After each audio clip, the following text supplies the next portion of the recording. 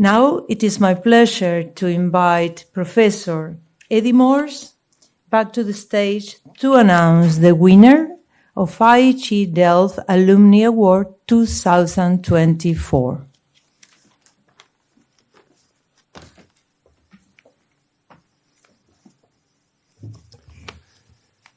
So thank you very much, Maria Laura. And I don't think that it's a very big secret looking at the visitors here. So people may have guessed a little bit who the Alumni Award is, but I think maybe not everybody know why and what the background, I think, of our award winner is. Maybe also to the new students. I think we also look at Alumni Award winners because we think they are also examples for you and hopefully also an inspiration. And I'm quite sure that the 10th alumni winner of IHE Delft is one of those persons. So I would like to say a few words about Her Excellency Dr. Florence Grace Adongo. She's coming from Uganda, and I will name a couple of things. I hope that maybe inspires you to also follow her footsteps. I had a very nice discussion yesterday with her, where she also explains a little bit on what she has been doing. But she also told me that she needs more people following her footsteps. And I hope that not only her background, but also her speech later on will be an inspiration for you to follow those footsteps. So first about the educational background. I think that all of you have started with a bachelor's, but then if I may call you Florence, what she did is she also followed a Master of Science in Water and Environmental Resources Management here at IHE Delft, but also at that time we had the postgraduate diploma in interdisciplinary program in water and environmental resources management that was happening in 1996. Later on, she also was inspired by business administration, and one of the reasons that she told me, but hopefully she will explain that a little bit more later on, was that for her it was important to also how to get managers, how to get decision makers actually on the table and how can they be influenced to take the right decisions. She knew what the right decision was, but that's not enough. You need to convince other people actually as well to follow you. So she also followed that by a doctorate in business administration in at the Atlantic International University in the US. Her research topic was water use optimization and pollution prevention in the manufacturing sector in Uganda. And I think by that she follows Tanya, or Tanya follows her. I don't know exactly who started first, but I do think that they support one another's views on what should be done by us and hopefully also by other people in the world. Later on, in her professional experience, she became the executive director of the Nile Basin Initiative, and she's still doing that. And I think, I don't know who of you have been following the Nile, but I know that quite some of you are coming actually from this basin, which is a super big basin, but also a very important one, that she plays a very big role in how to come to an agreement actually between the different countries, but by countries also the people in the basin, and how you can live together. And you can see, I have a long list here. You see a couple of pages. I will not read all of them, but I just will pick a few of them. Another one, what she did was being director of the Water Resources Management in the Ministry of Water and Environment in Uganda. And there she was the first female director of the Directorate of Water Resources Management, providing leadership and administration of the Directorate of Water Resources Management in Uganda. And I think that for me, what struck me also in our discussion that we had yesterday was her appeal actually to more women actually to follow her footsteps, because there's still a big need of more ladies that are interested in the water sector, because we just don't have enough people there. And we think that women can play a super important role in there. So I think she has some quite inspiring words, but also ideas how to do that. So quite curious in following that, but also to see how from IHE Delft we can also support those efforts that she's making at the moment. She was also Commissioner of Water Quality and Management Department. She was an acting Commissioner of Water Resources Management. She was Assistant Commissioner of Water Quality at the Ministry of Water, Lands and Environment. She was a Senior Chemist and Regional Chemist at the National Water and Sewage Corporation. So she has a long list of different activities that she did. And I think another interesting one, and maybe that's something where some of you may have met her, she also played an important role in the international corporation that was there. So one of the other, platforms that she was active in was in the climate change conference, the COP. At the moment, the COP on biodiversity is taking place in Cali, but also the COP that will take place later on this month in Baku. And again, in Baku, there will be some quite important elements on the table. And then later on in December, there's the COP on the certification taking place in Riyadh. So also there, Florence is and did play a very important role. Later on, and I don't want to forget that one, because I think that's also a very nice one, and that was happening this year. She got the Presidential Award. And I think that was also a recognition, actually, from the country and from her president about all the efforts and what she did. And I think I'm quite happy. We did not know about this Presidential Award. We thought that we were the first one to award you a real nice award. But I do hope that you will also appreciate getting the award for alumni winner of IHE Delft. And with that, I would like to invite you actually to the podium, if I may, because together with Maria Laura, I would like to hand you the award.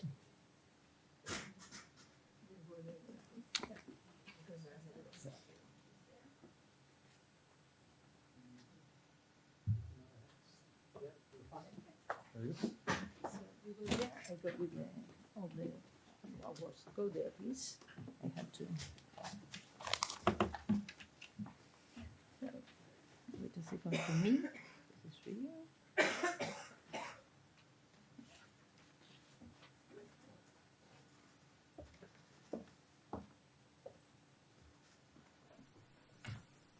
So without a microphone, but I still hope that everybody can understand me.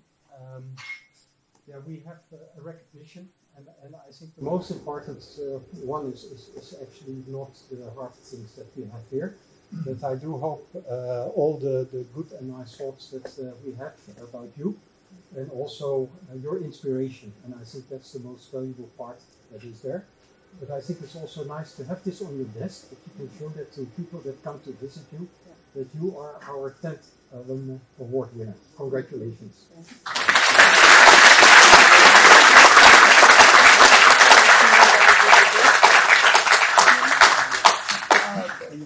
Yes, do you want to stand? One more. Yeah.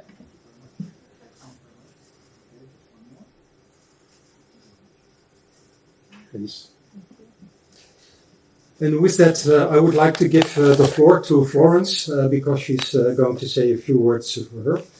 And I promised her that I would take care of the Alumni Award, but I would like to place it here, if that's okay. Don't forget it, but we will make sure that you will get it. Thank you. So please. Something else?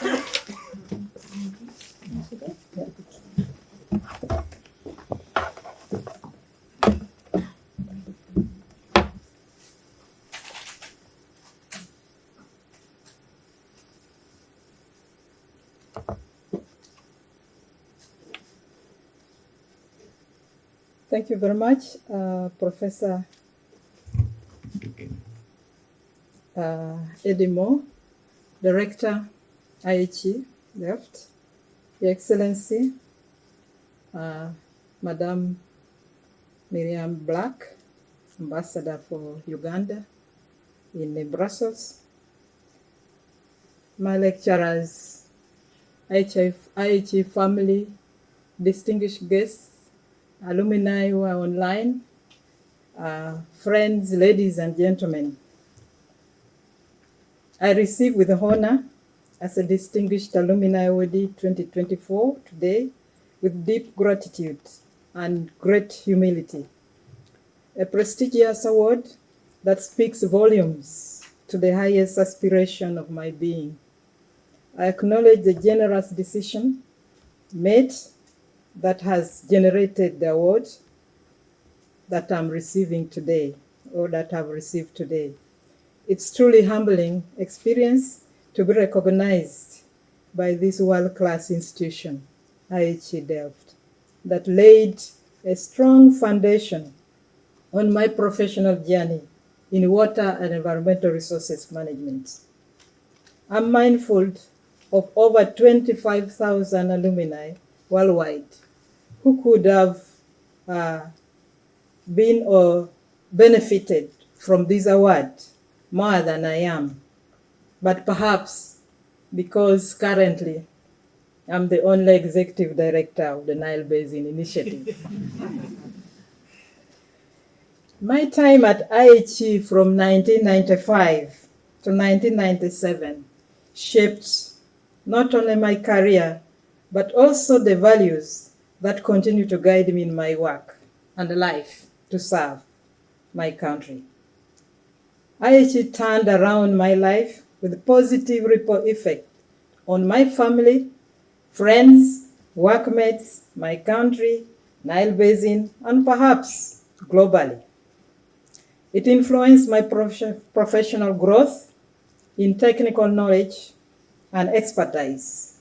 It opened my mind to global perspectives on water management and strengthened my leadership, communication, advocacy skills. IHE widened my professional networking and collaboration by meeting participants for more than 92 countries in our time, and gave me focus and alignment on specialized problem-solving research, and stimulated my mind to think innovatively in problem-solving. As you may know, women's perspectives and unique insights are crucial in decision-making processes and peace building, especially in the water fraternity that directly impacts lives of communities. However, there are very few women in leadership in this sector. To be recognized as a woman role model in a field that is often male-dominated, especially in the water environment sector, brings with it immense pride and responsibility.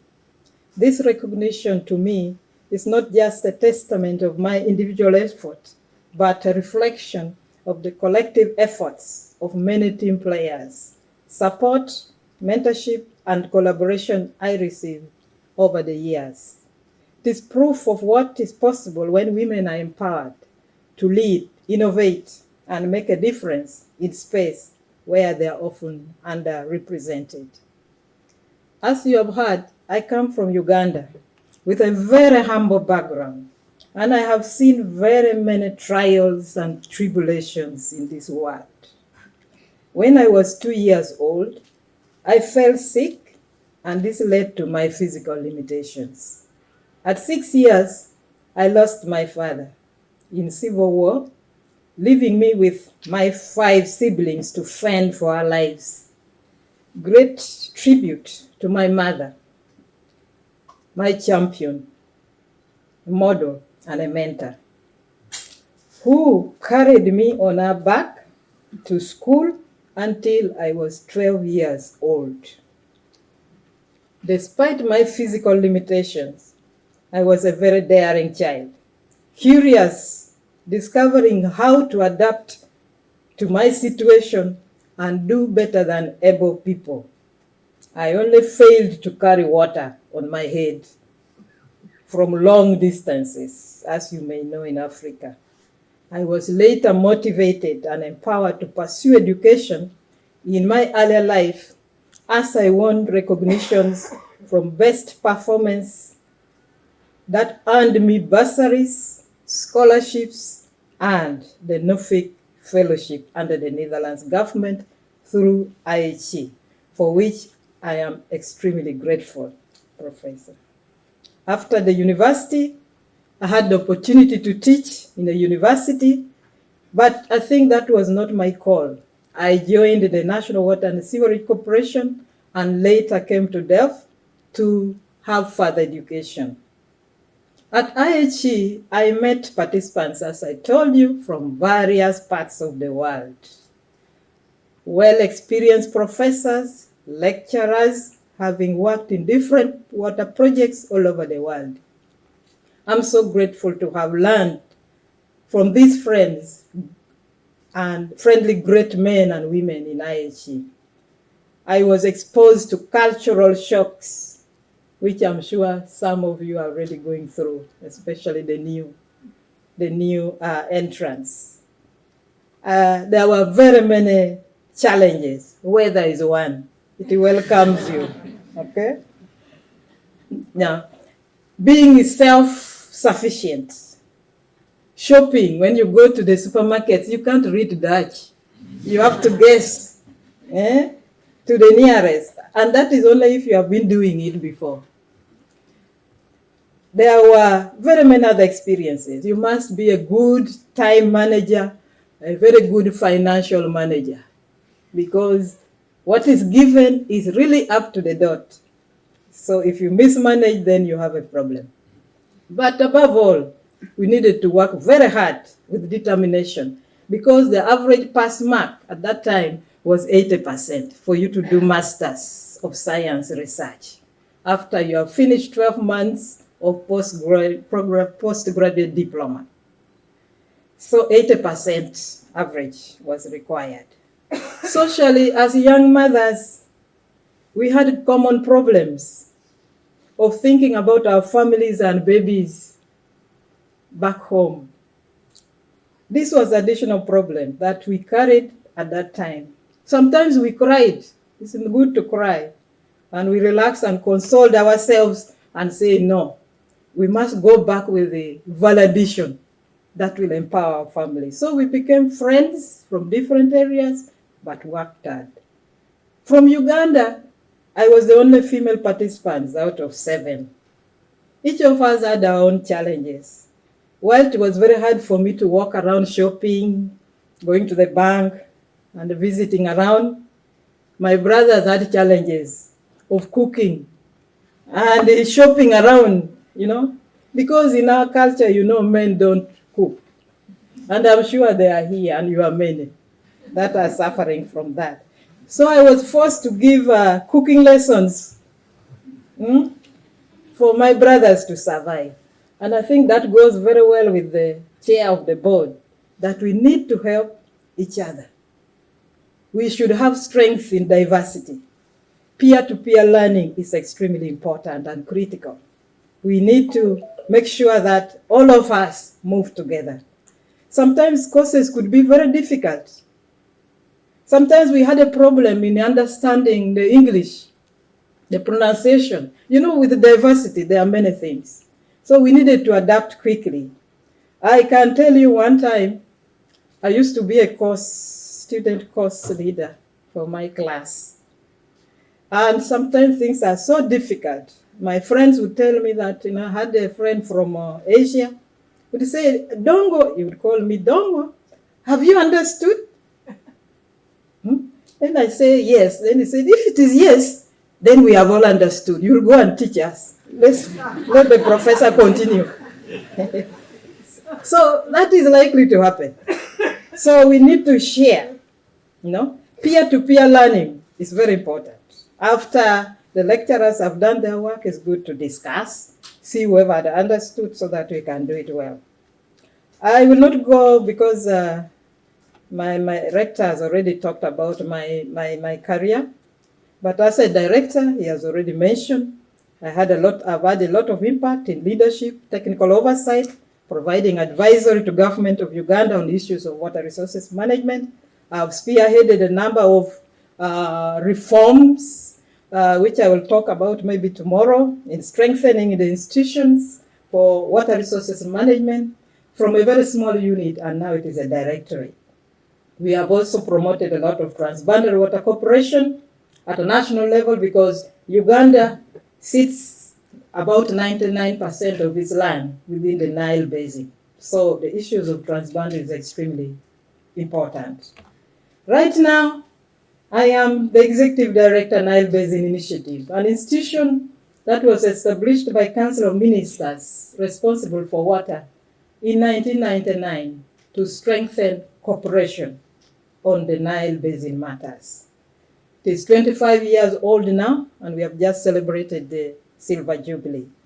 I was nominated by my country, having had those performance as the director, executive director, for 2 years, because we have arrangement that every 2 years a country nominates their best to be the executive director of the Nile Basin Initiative, and this is done in alphabetical order.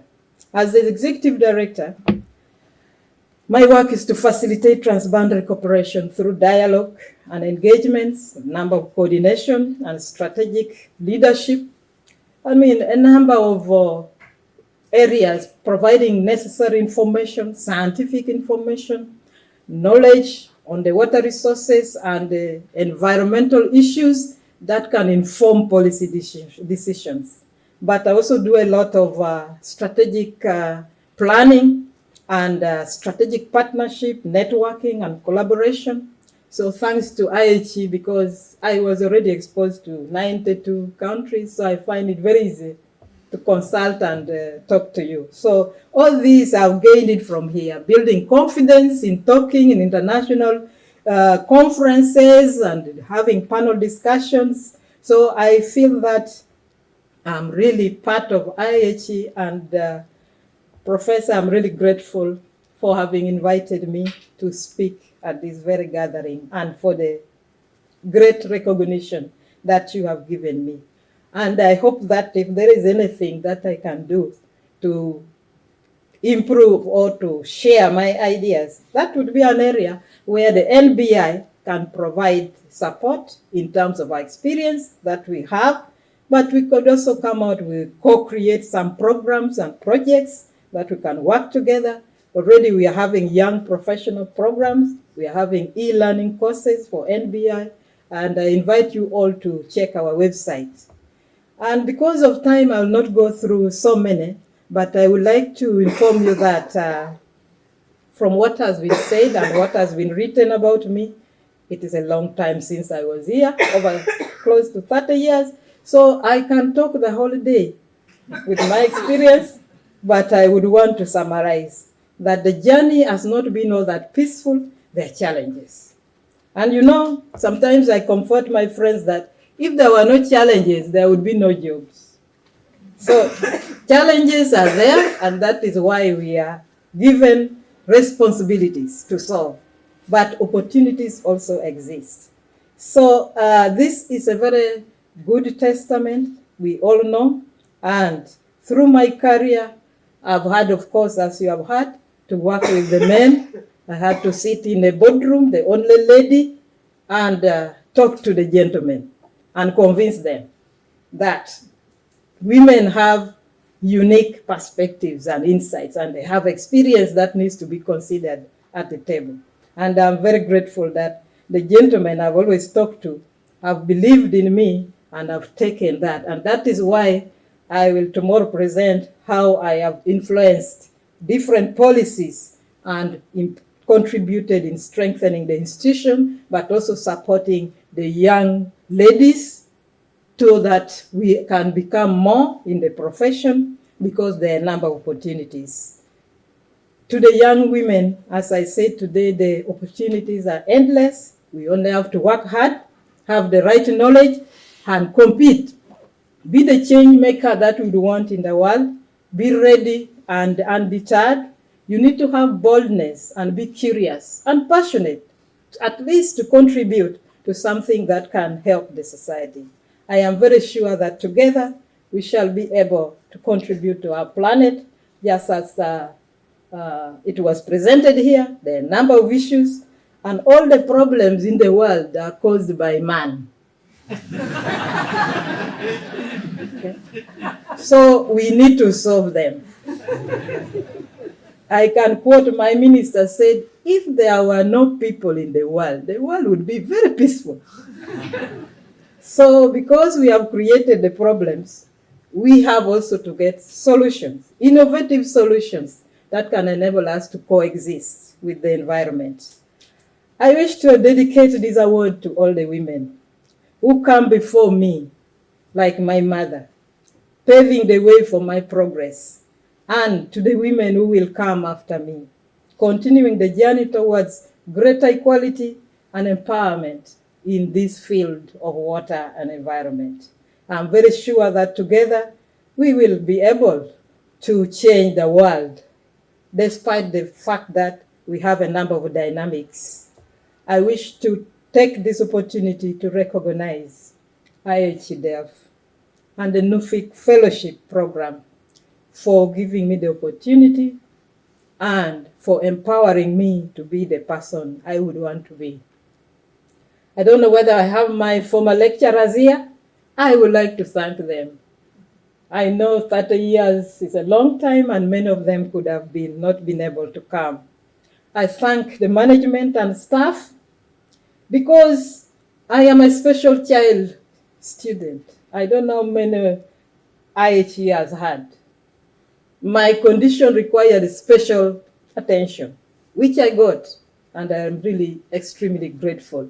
I can see somebody there like Hetty. Yeah?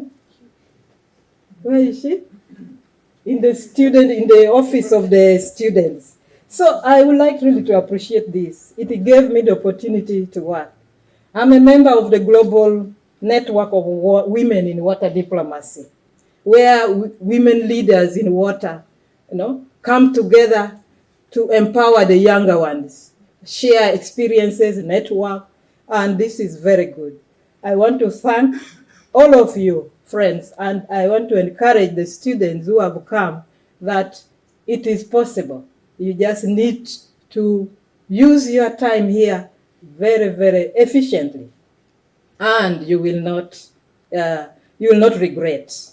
I acknowledge all my friends, colleagues who are online and others, the staff of the Ministry of Water and Environment, especially Directorate of Water Resources Management, and I want to believe that I have all these because we worked as a team. My family, my mom, my brothers and sisters, and my son, who was 1 year old when I came here, I would like to thank all of them. And let's work together to strive for a better world. I want to thank you so much for listening.